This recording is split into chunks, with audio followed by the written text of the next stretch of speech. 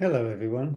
I'd like to continue looking at the way writing can be improved, especially in NAPLAN tests, but this applies to any kind of writing exercise. Today, I want to give you a mini masterclass lesson in characterization. Now, that means how to make a character come to life, how to make the reader identify with this character. I'd like to look at a little extract at the moment from a short story where we're introduced to a new teacher arriving at the school for the first time, where he will begin his duties as a teacher. And we get an immediate impression of this man by looking at the very brief description. Now, the description really isn't anything to do with what he looks like. We don't need to make a character come to life only through describing their face, their expression, their body, their clothes, etc. We can do it by other things, such as objects around them that help us to understand something about that person. Let's have a look at this little extract together now, and you will understand what I'm talking about. So as you can see, we have a couple of very short paragraphs. Mr. Warren didn't look like a man who was coming to stay long.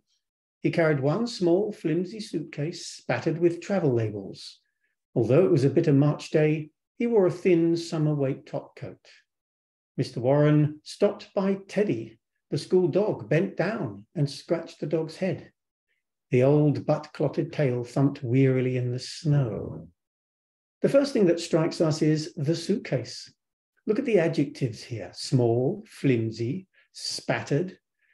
It suggests that this is a man who isn't particularly well off, perhaps, but more it's about the way in which he is presented as being a person who travels or who has no sense of permanence about him. That's even indicated in the first sentence. A man who, he didn't look like a man who was coming to stay long.